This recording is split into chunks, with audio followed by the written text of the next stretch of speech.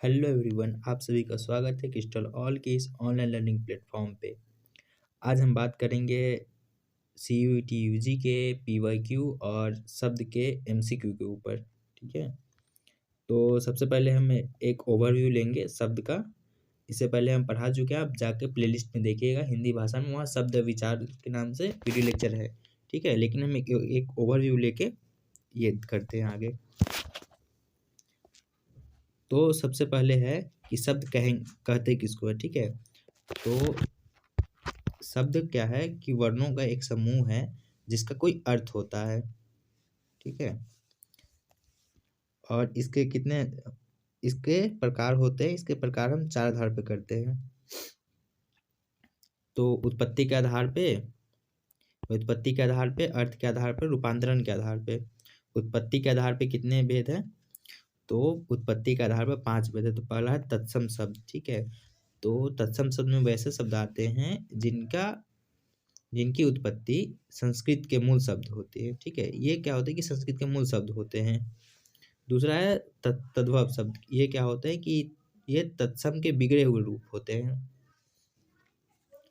जैसे कि अग्नि हो गया, तो उसके जगह पर हम अग्नि क्या है कि संस्कृत का मूल शब्द हो गया, उसके जगह पर हम क्या यूज करते हैं? आग। तो आग क्या हो गया? आपका तद्भव शब्द हो गया। उसके बाद है देशज।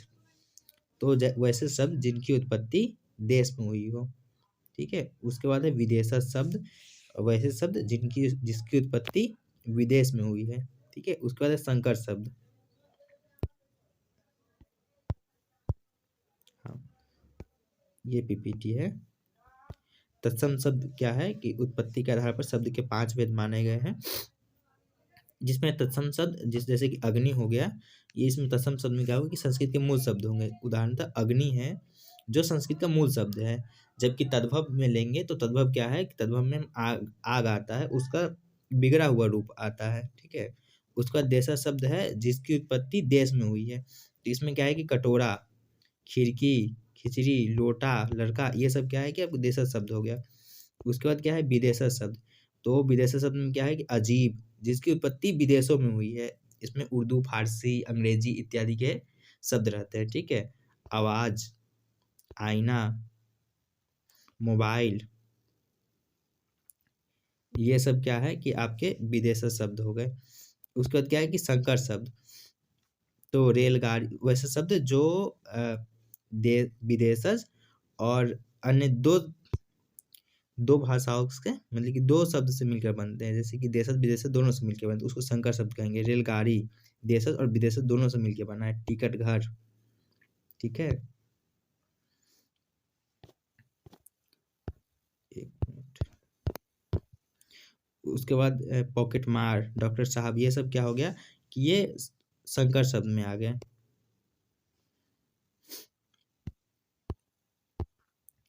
अब बात करेंगे व्युत्पत्ति के आधार पर। तो व्युत्पत्ति के आधार पर है शब्द रूढ़, यौगिक और योग रूढ़। ठीक है, इसके ऊपर बात करते हैं। तो इसी को रचना या बनावट के आधार पर सब बताते हैं। ठीक है, तो इसमें क्या है कि रूढ़ शब्द वैसे शब्द होते हैं जो मूल शब्द होते हैं, जिनका खंड या टुकड़ा नहीं किया जा सकता है। उसका मतलब कि वर्ण विच्छेद किया जा सकता है, लेकिन उसका कोई खंड टुकड़ा करने में कोई अर्थ नहीं निकलेगा। ठीक है, जैसे कि आम, पाक, कलम, किताब, पुस्तक, ये सब क्या हो गया कि रूढ़ शब्द हो गए। रूढ़ मतलब क्या है कि जो पहले से चला आ रहा है। रूढ़ मतलब एक परंपरा जो पहले से चली आ रही है। ठीक है, तो क्या है कि ये पहले से चला आ रहा शब्द है। लेकिन यौगिक में क्या है कि हम दो दो रूढ़ शब्दों को मिला के बनाते हैं। ठीक है, इसमें क्या करेंगे कि पुस्तक। ठीक है, पुस्तक और आलय से मिलकर क्या बन गया? पुस्तकालय बन गया। यानी पुस्तकालय मतलब कि लाइब्रेरी हो गया, जहाँ पुस्तक का घर है, जहाँ पुस्तक रहता है। ठीक है, रखा जाता है। उसके बाद पाकशाला, पाक पाक और शाला से मिलके बना।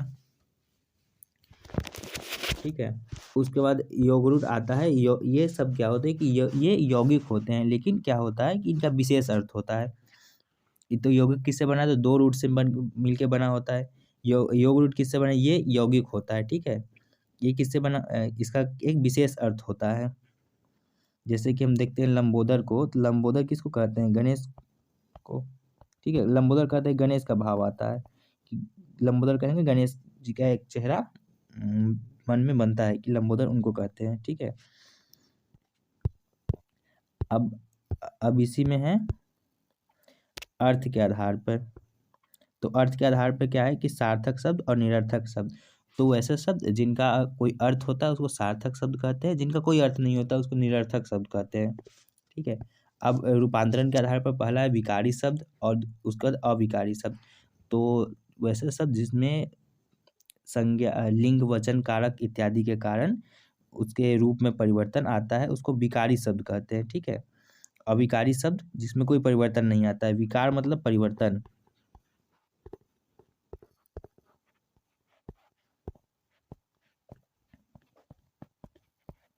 ठीक है। विकार मतलब परिवर्तन।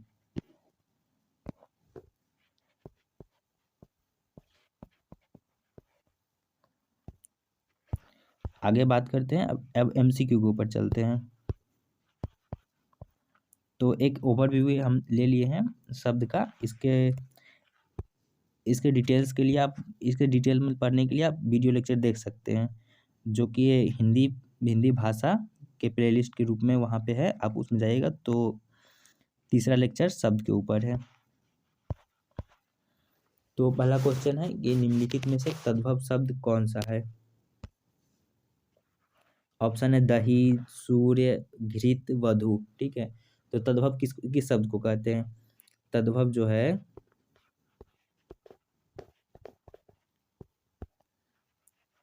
तद्भव हिंदी के शब्द को कहते हैं, ठीक है। या फिर जो तत्सम का विग्रह रूप है।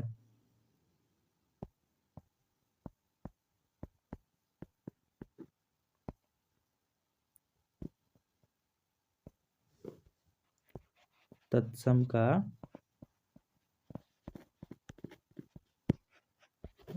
विग्रह रूप जो है उसको कहते हैं। तो यहाँ देखिए कि तद्भव शब्द छाटना है, तो दही है, सूर्य है, घृत है, वधु होते। इसमें क्या है कि दही होगा इसका आंसर, क्योंकि दही जो है उसको तत्सम में दधी कहते हैं, जबकि सूर्य को उसका तद्भव क्या हो जाएगा, सूरज होता है, घृत का घी होता है, वधु का बहू होता है। तो यहाँ आंसर क्या हो जाएगा, आंसर हो जाएगा ए दही।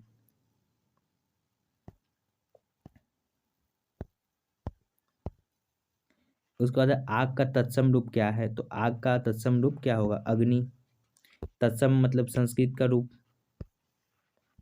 तो आग का अग्नि हो जाएगा। तत्सम यानी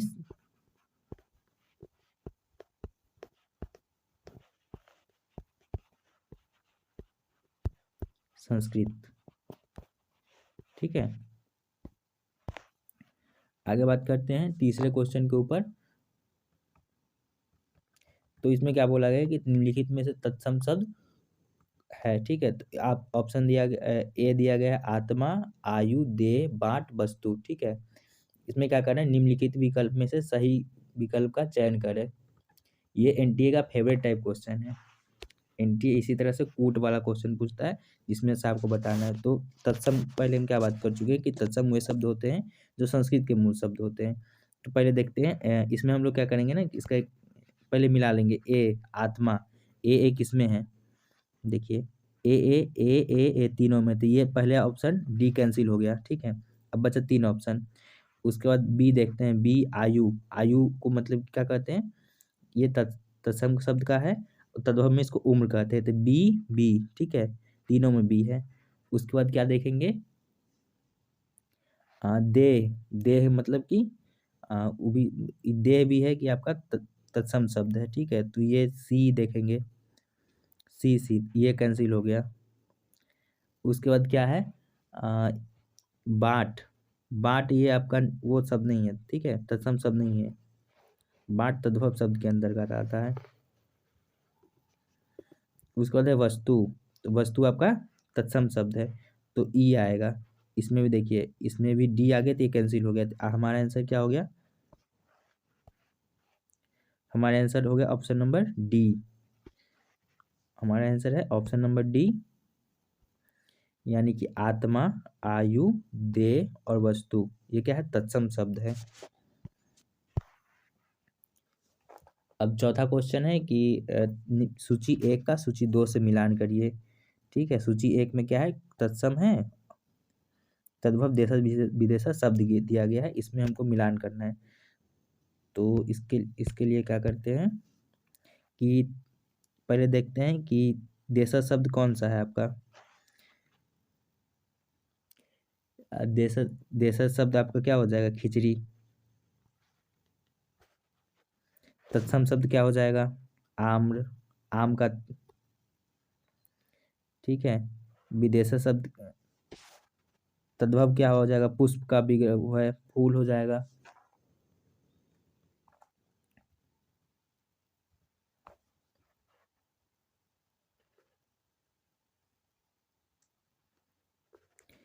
तद्भव पुष्प का फूल हो जाएगा, विदेशज जहाज हो जाएगा। अब देखते हैं ए का तीन किस में है, ऑप्शन नंबर सी में। ऑप्शन नंबर सी इसका आंसर हो जाएगा।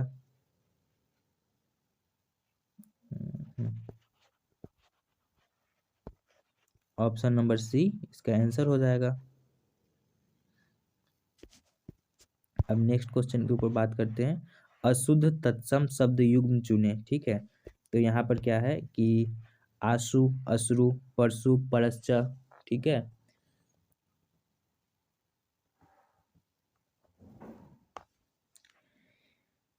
हिया, हार, पाव, पाद। ठीक है, तो यहाँ क्या है कि परशु को क्या है कि परश्च का आशु को अश्रु कहा जाता है, हिया ये हो जाएगा आंसर। ठीक है, हिया को हार नहीं कहा जाता है, ये अशुद्ध है। आखर किस कोटि का शब्द है, आखर किस कोटि का शब्द है, तो आखर आपका देशज शब्द है। ढाई आखर, आखर अक्षर को देशज में आखर कहते हैं।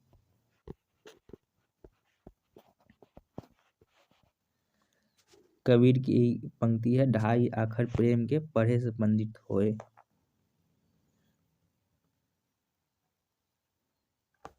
उसके बाद 7वां क्वेश्चन, सूची 1 का सूची 2 से मिलान करिए। ठीक है, इसमें क्या करना है कि इधर क्या दिया गया है, इधर आपको तद्भव शब्द दे दिया गया है, इधर तत्सम है, उसको मिलाना है। तो चलिए मिलाते हैं इसको। चैत्र हो जाएगा। ठीक है, अकाज का अकार्य हो जाएगा, तांबा का ताम्र हो जाएगा, दूब का दुर्वा हो जाएगा। अब देख लीजिए, एक का चार किस में है, ऑप्शन नंबर सी में। नहीं, ऑप्शन नंबर डी में भी एक का चार है। अब दूसरा मिलाएंगे, एक का चार मिल गया। अब बी का तीन देखते हैं, बी का तीन मिल गया। अब सी को देखेंगे, सी का एक किस में है, सी का एक ऑप्शन नंबर सी में है। ऑप्शन नंबर सी इसका आंसर हो जाएगा। उसके बाद आठवां क्वेश्चन है, निम्नलिखित शब्द में तत्सम एवं तद्भव शब्दों का मिलान करिए। ठीक है, तो इसमें फिर मिलान करने वाला आया। यहाँ क्या करेंगे, आम को, आम का क्या हो जाएगा, आम्र हो जाएगा। जीवा का क्या हो जाएगा, जीव हो जाएगा। निंद्रा का नींद हो जाएगा। तराग का तालाब हो जाएगा। अब इसी से देख लेंगे हम कि ए का तीन किस में है, ऑप्शन नंबर बी में ए का तीन है, ये आंसर हो जाएगा। तत्सम और तद्भव को मिलाना था इसमें। बाकी अब नेक्स्ट पे चलते हैं। लोटा क्या है, तो लोटा हम पहले बता चुके हैं कि लोटा देशज शब्द है। लोटा देशज शब्द है।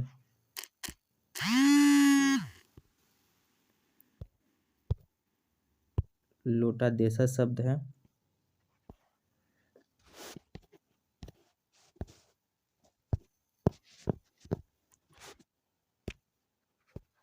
निम्नलिखित में से कौन सा शब्द तद्भव है, तो तद्भव की बात करें तो क्या है कि तत्सम के बिगड़े रूप को तद्भव कहते हैं। तो यहाँ क्या हो जाएगा, प्रेमी, ये भी संस्कृत का है। आम्र वो भी है। गोधूम, गोधूम किसको कहते हैं, गेहूं को गोधूम कहते हैं। ठीक है, जो गेहूं जिसका हम लोग आटा खाते हैं उसको गोधूम कहते हैं। यहाँ क्या हो जाएगा, हल्दी हो जाएगा। यहाँ हल्दी क्या है, तद्भव शब्द है। निम्नलिखित में से कौन सा शब्द तत्सम है? तो तत्सम क्या होगा कि संस्कृत के वाले शब्द को हम तत्सम कहते हैं। तत्सम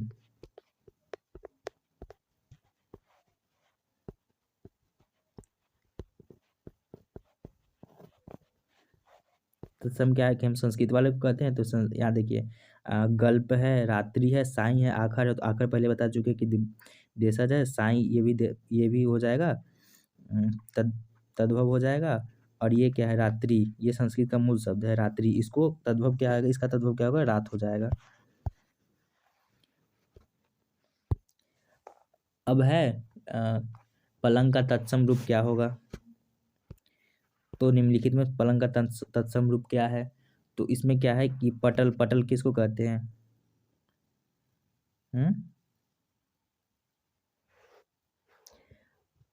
पटल कहते हैं कि पटल मतलब कि पर्दा, ठीक है। पटल या फिर कमल के भी कभी कभी पटल का यूज किया जाता है। उसके बाद पंक्ति, पर्यक, पंक्ति मतलब लाइन कतार हो जाता है। पल्लव मतलब पल्लवित, खुश होना, ठीक है। यहाँ पलंग का पर्यक हो जाएगा। ये सब एनटीए का पूछा गया सवाल है। अब यहाँ क्या है कि वर्गीकरण का मिलान करना है। तो फिर यहाँ पे मिलान करते हैं। तद्भव, तत्सम, तद्भव, देशज, विदेशज दिया गया है। तो देखिए, तत्सम क्या है कि संस्कृत वाला शब्द है तो पावक हो जाएगा। उसके बाद क्या है कि विदेशज है,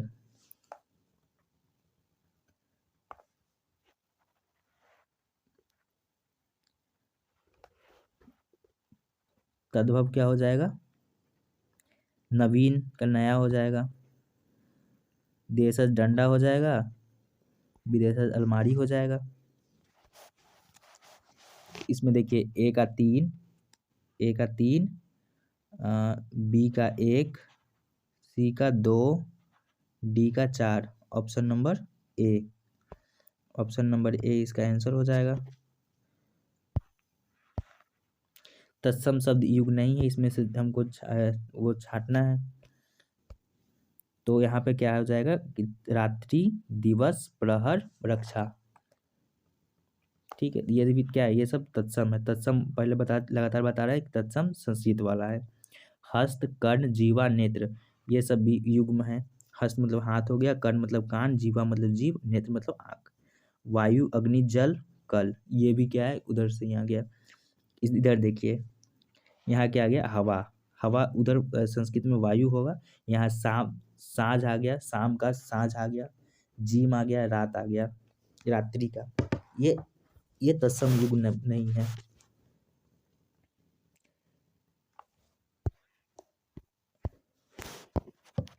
अगला है कि तत्सम, तद्भव का तत्सम से मिलान करना है, ठीक है। तो इसमें क्या हो जाएगा कि आग का क्या हो जाएगा, अग्नि हो जाएगा। और उसके बाद अचरज का क्या हो जाएगा, आश्चर्य हो जाएगा, आश्चर्य कर रहा है। उसके बाद क्या है, आग का हो गया, आस का होगा, क्या हो जाएगा, आशा हो जाएगा। अनंत का अन्यत्र हो जाएगा।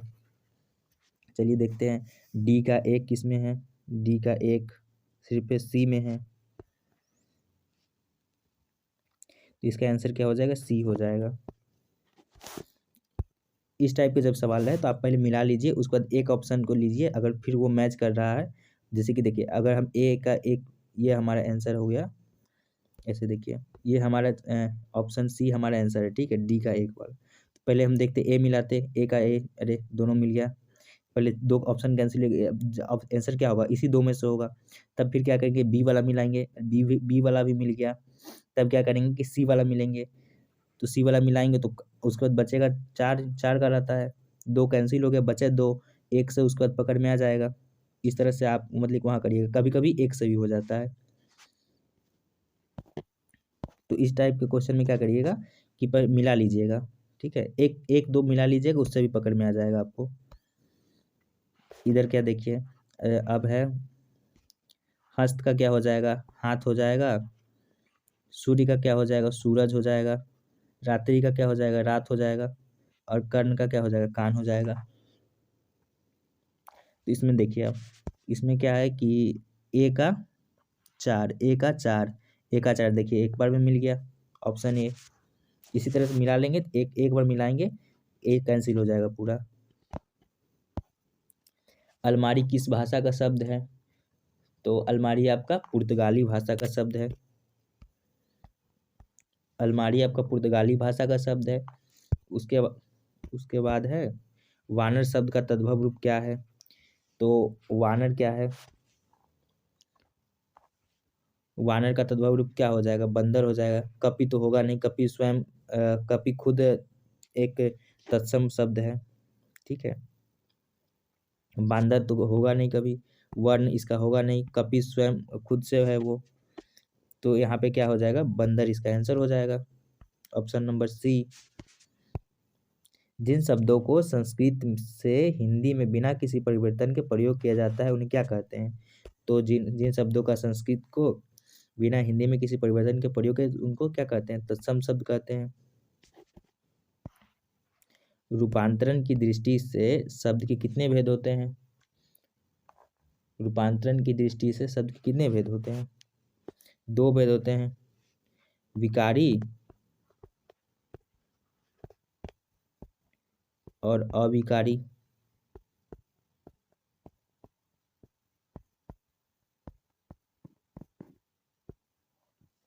ठीक है।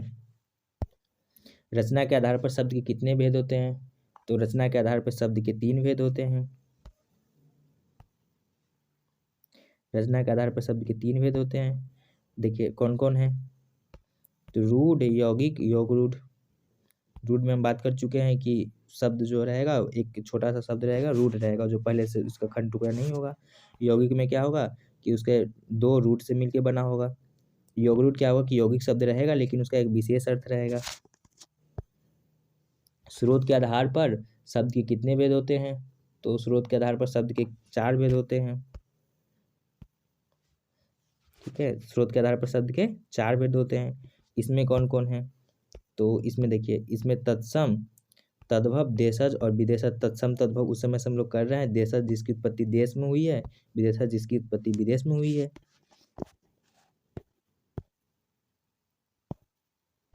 इसमें अगर 5 ऑप्शन रहता तो 5 देते, लेकिन यहाँ पे 5 ऑप्शन है नहीं तो 4 देंगे।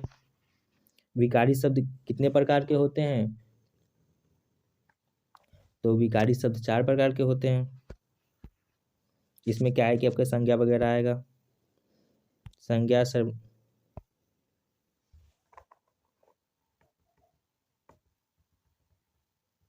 संज्ञा, सर्वनाम, विशेषण और क्रिया, ठीक है। एक छूट गया, क्रिया।